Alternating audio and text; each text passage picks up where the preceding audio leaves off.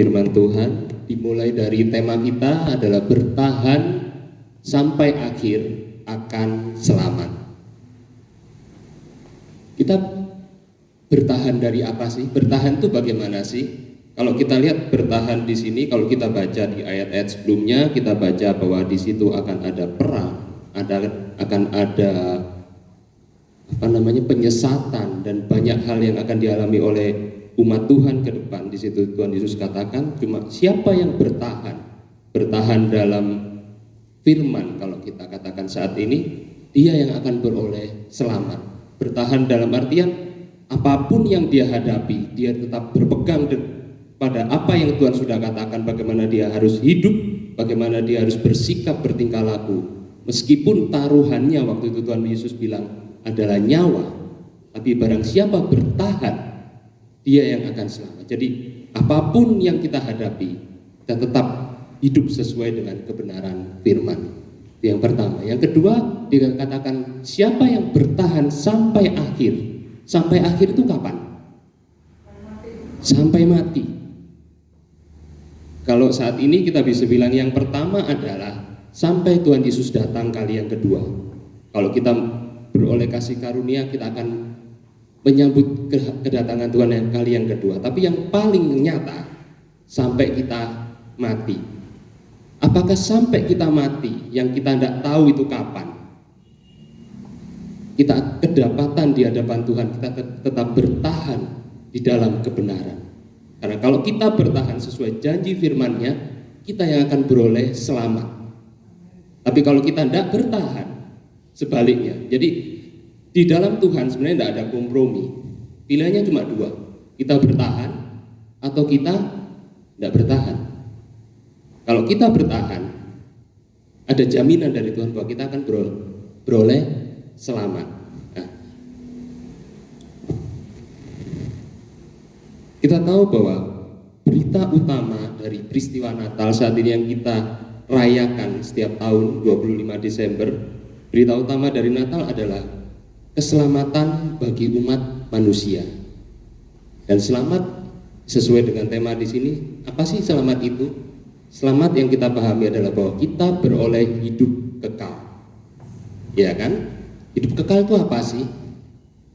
Kalau kita baca bahwa kekal itu artinya selama-lamanya, tidak ada batas sama sekali, atau bisa dibilang abadi.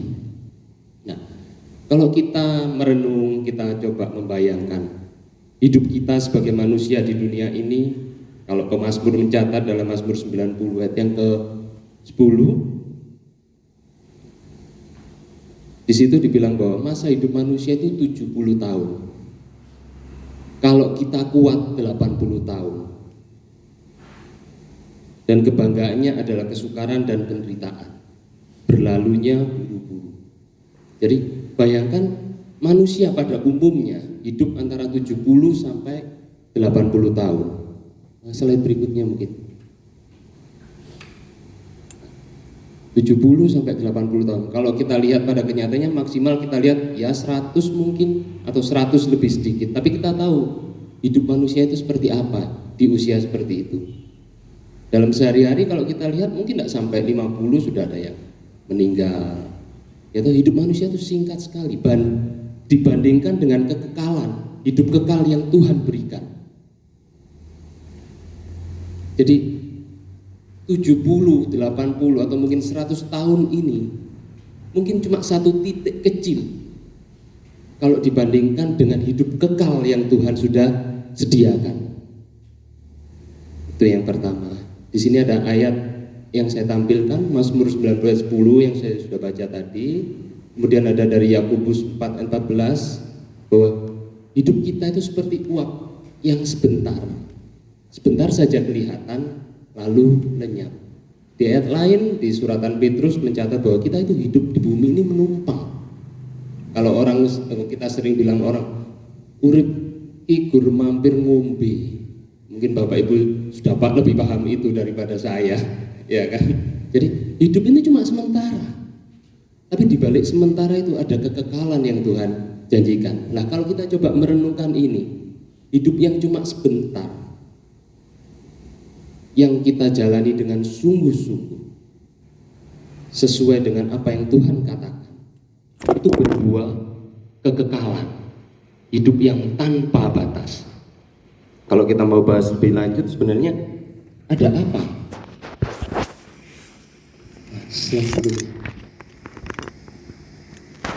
Lagi, nah, ada apa dalam hidup kekal itu?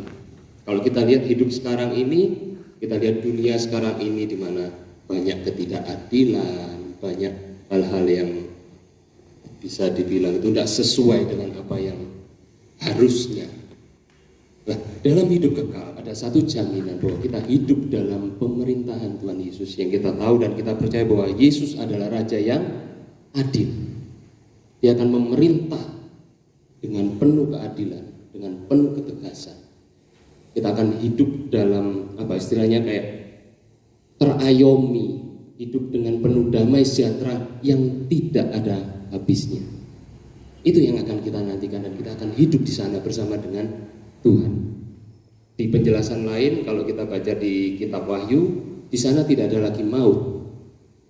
Yang bisa dibilang tidak ada lagi kematian, tidak ada lagi perkabungan, tidak ada lagi ratap tangis duka cita. Jadi hidup yang penuh damai sejahtera bersama dengan Tuhan. Dan itu selamanya. Tidak 70 tahun tadi, tidak 80 tahun tadi, tapi itu selamanya. Coba kita renungkan, hidup yang sementara ini, kalau dikerjakan dengan sungguh, berbuah ini. Hidup yang selamanya dalam damai sejahtera bersama dengan Tuhan.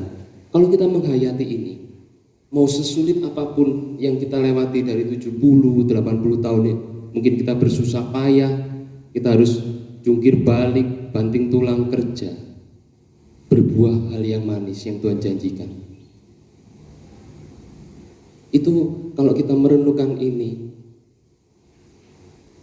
bisa menguatkan kita untuk bertahan. Sulit, iya. Hidup semakin lama semakin sulit. Alkitab mencatat semakin ke belakang hidup tak akan jadi semakin baik, akan semakin sulit. Tapi kalau kita pegang janji ini, kita ingat lagi, kita merenungkan, kita menghayati bahwa ada hidup kekal yang Tuhan janjikan, Tuhan sudah sediakan. Bukan cuma sekedar janjikan, tapi Tuhan sudah sediakan.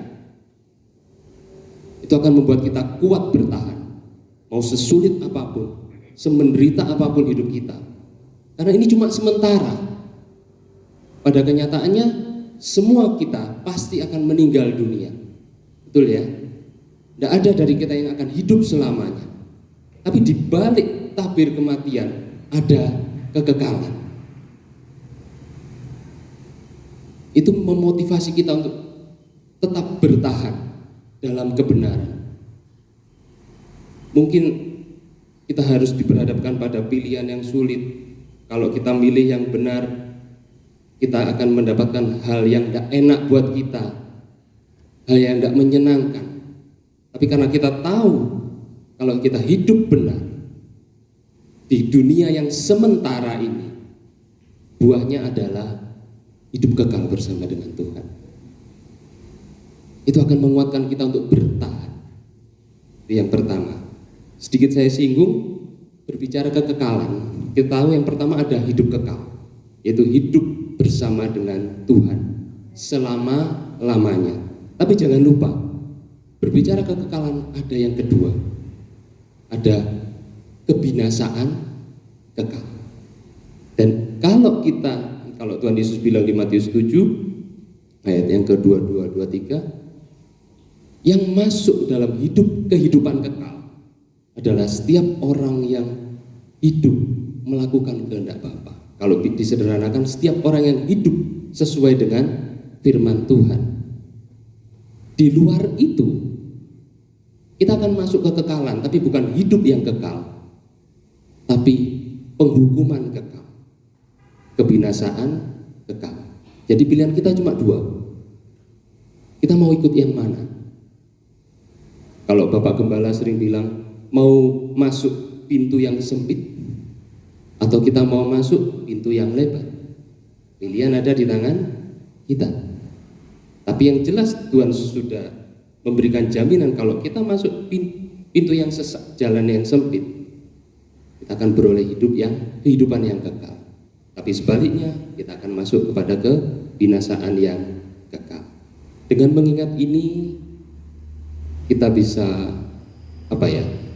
walaupun mungkin hidup kita lihat pandemi seperti ini, pekerjaan susah, semuanya susah.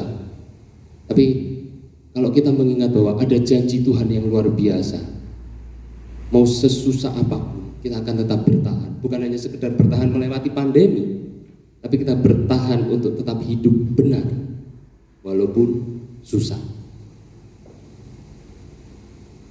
Itu yang pertama. Kemudian yang kedua, yang bisa kita kerjakan untuk kita tetap bisa bertahan. Slide berikutnya lagi. Nah, bahwa kita sebagai orang Kristen, hendaknya kita memiliki kesadaran bahwa kita hidup itu punya Tuhan. Tuhan dalam artian kalau sederhananya kita tuh punya juragan. Kok bisa ngomong kayak gitu?